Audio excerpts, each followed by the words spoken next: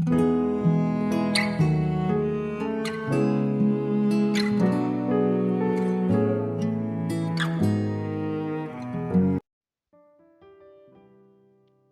saudaraku dimanapun Anda berada, senang berjumpa kembali menjumpai saudara.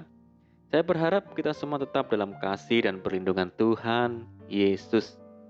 Selamat datang di channel Pokok Anggur bersama saya, Yosia Krispianto. Mari saudaraku, sebelum kita bersama-sama merenungkan firman Tuhan, mari kita terlebih dahulu kita akan berdoa.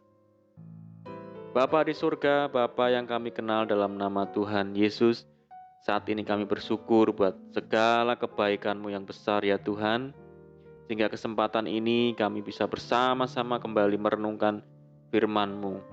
Saat ini kami rindu bersama-sama untuk menikmati firman Tuhan. Ajar kami ya Tuhan untuk memahami kehendak dan rencana-Mu yang mulia bagi kami, lewat kebenaran firman-Mu saat ini. Terima kasih Tuhan, ini doa kami.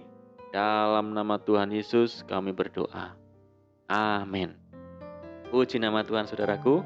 Baik, kita akan membaca di dalam 1 Korintus pasal 16 ayat 13 dan 14. Berjaga-jagalah, berdirilah dengan teguh dalam iman, bersikaplah sebagai laki-laki dan tetap kuat, lakukanlah segala pekerjaanmu di dalam kasih. Puji nama Tuhan saudara. Saudaraku, sebagai anak-anak Tuhan, kita harus mempercayai apa yang dikatakan oleh firman Tuhan. Melalui tulisan-tulisan yang tercantum di dalam Alkitab, kita memperoleh suatu pengharapan yang benar. Dari pengharapan itulah kita dapat memperoleh iman. Jika kita tak mempunyai pengharapan, iman pun tak akan terbentuk, saudaraku. Karena pengharapan dan iman bekerja sama dalam kehidupan orang percaya dengan cara yang sama seperti tertulis, iman adalah dasar dari segala sesuatu yang kita harapkan dan bukti dari segala sesuatu yang tidak kita lihat. Saudaraku, pada waktu itu jemaat di kota Korintus sedang menghadapi pergumulan iman yang tidak mudah. Ada perselisihan, di sana ada perpecahan, praktek penyembahan berhala yang sangat marak, dan masih banyak lagi, saudara.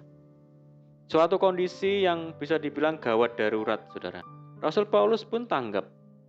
Karena itu ia menasehati dan menguatkan mereka agar tetap kuat walau tengah berada di situasi yang sulit, di situasi yang gawat. Mereka tak perlu gentar sekalipun berada di tengah masa yang sukar. Saudaraku, nasihat Rasul Paulus ini juga berlaku untuk semua orang percaya termasuk kita, saudara. Bukankah saat-saat ini kita juga sedang diperhadapkan dengan kesukaran-kesukaran?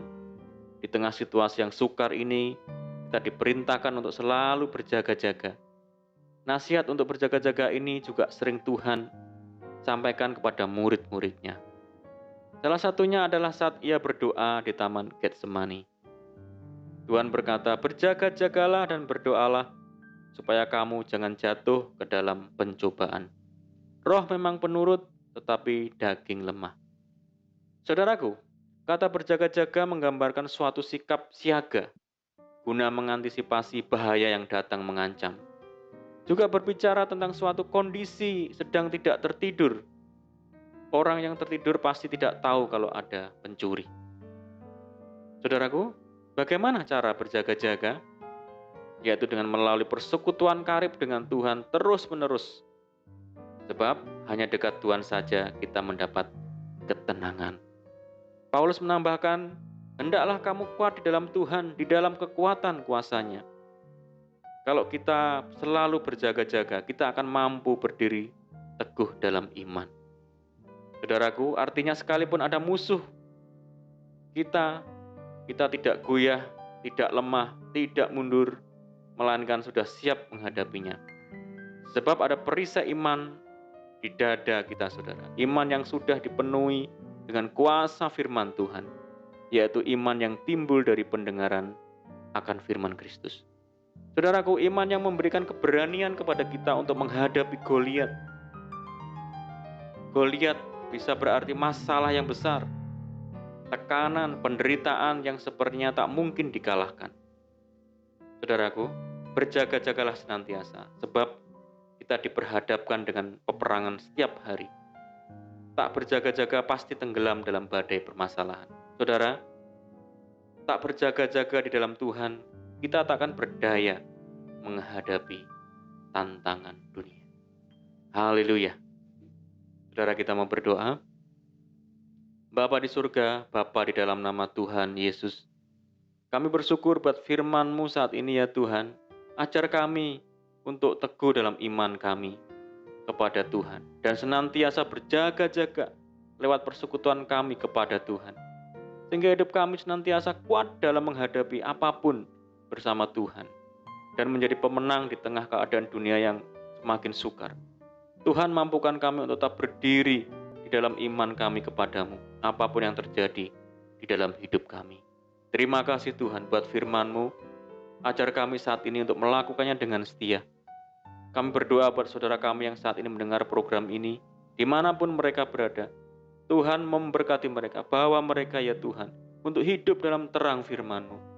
Sehingga hidup mereka dipenuhi sukacita dan damai sejahtera, dan kemurahan dan pemulihan daripada Tuhan senantiasa melimpah dalam kehidupan mereka. Kami berdoa bagi saudara kami di Nusa Tenggara Timur yang saat ini mengalami bencana banjir. Mari Tuhan tolong saudara kami di sana ya Tuhan. Berikan penghiburan bagi keluarga yang ditinggalkan oleh saudara kekasih mereka. Berikan pertolongan dan kekuatan bagi mereka ya Tuhan. Terima kasih Tuhan. Kami berdoa bagi saudara kami yang terbaring sakit. Tuhan sembuhkan dalam nama Tuhan Yesus. Saudara kami yang hidup dalam kegelapan, bawa mereka ya Tuhan untuk melihat dan merasakan terang-Mu yang ajaib. Kami berdoa bagi saudara kami di tempat pengungsian. Mari Tuhan tolong mereka. Mari Tuhan hibur mereka. Ajar mereka senantiasa untuk berharap kepada Tuhan, mengandalkan Tuhan.